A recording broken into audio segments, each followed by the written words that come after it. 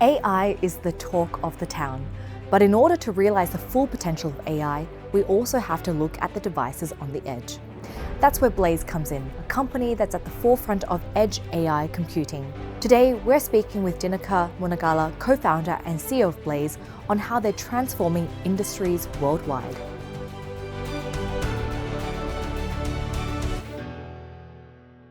Danica, welcome to Davos. It's wonderful to have you join us here today. Thank you very much for having me here. Looking forward to our conversation.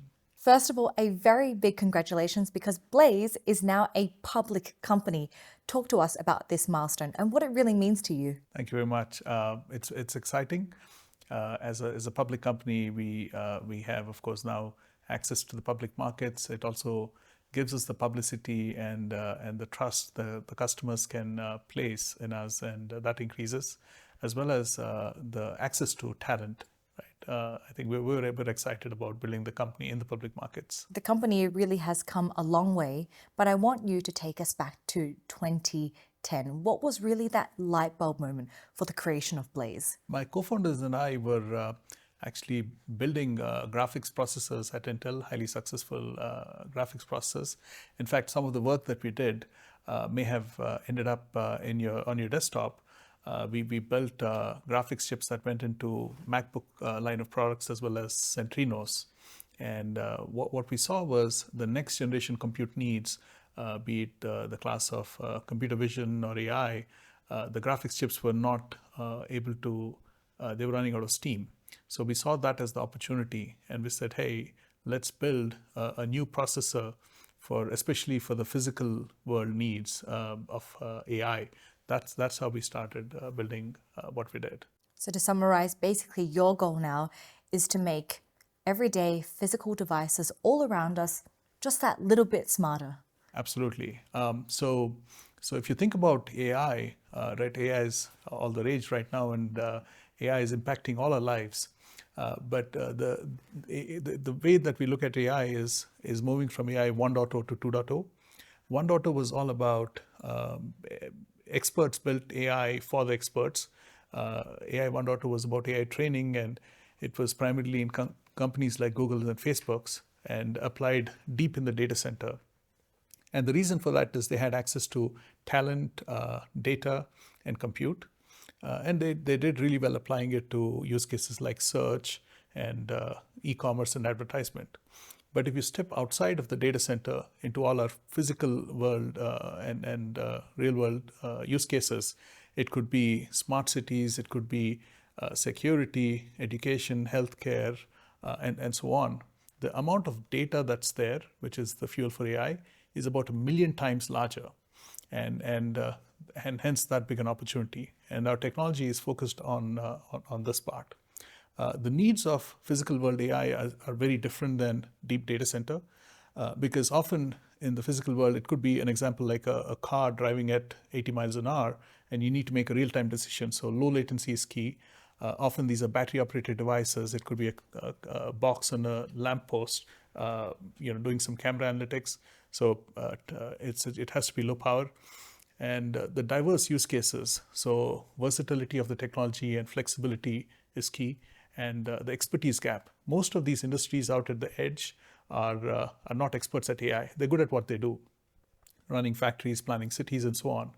So the technology needs to be so easy to use, and hence the software layer is very key. So building really efficient hardware plus easy to use software is the mantra. And that's what we built at Blaize. We like to call it the Macintosh of AI. And so which industries would you say really benefit the most from your technology? So initially we focused on computer vision and video analytics class of use cases. So the three chosen verticals for us, they collectively are a $71 billion TAM. And we're talking about everything to do with video security, and defense and enterprise and automobility.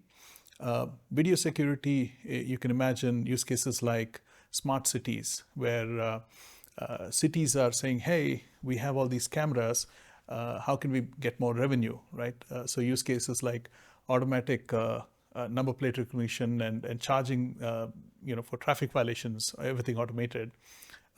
There's also use cases around making a city more energy efficient, right? If there are no people, then dim the lights, street lights. So you're still safe, but at the same time, you're saving on energy bills. So these classes of use cases, and all of them happening real time, right? That's the key.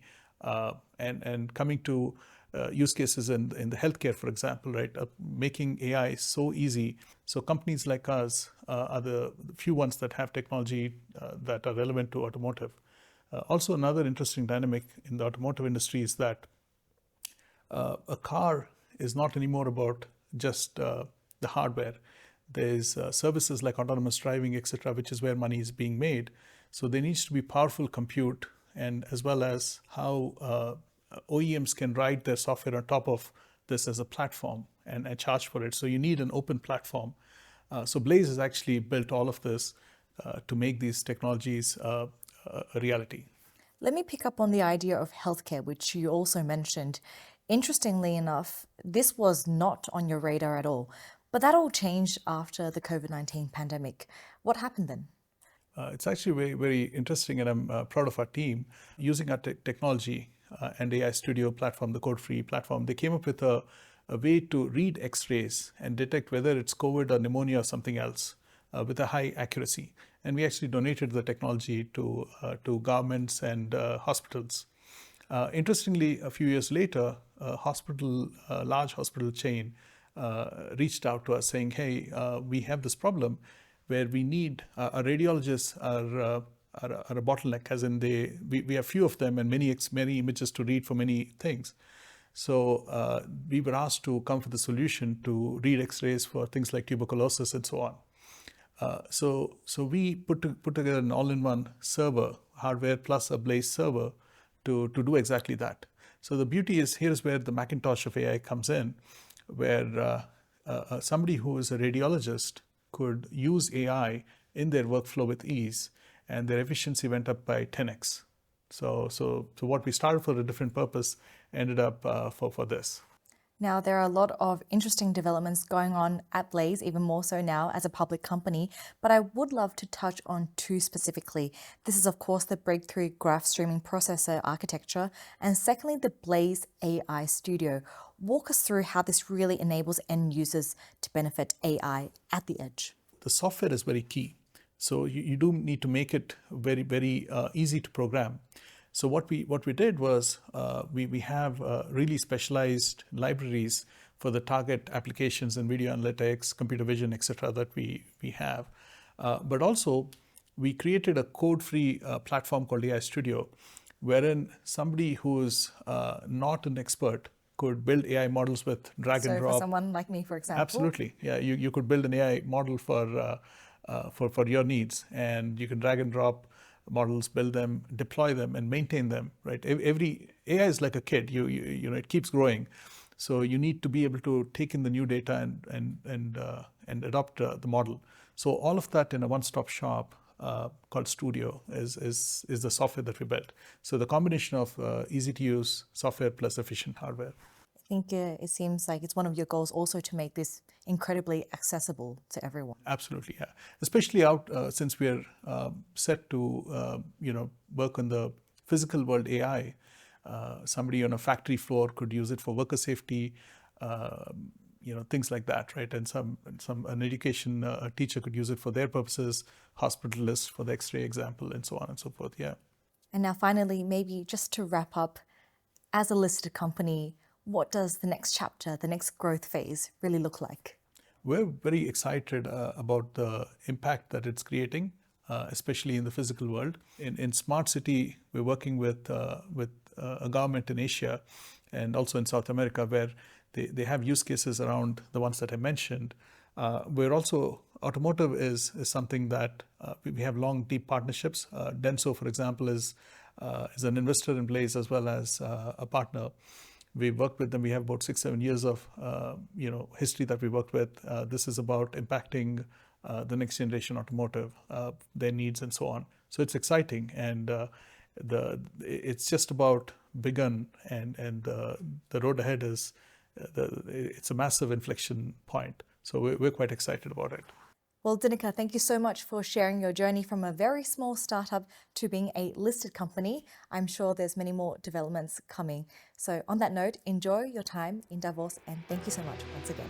Thank you very much for having me. I enjoyed the conversation.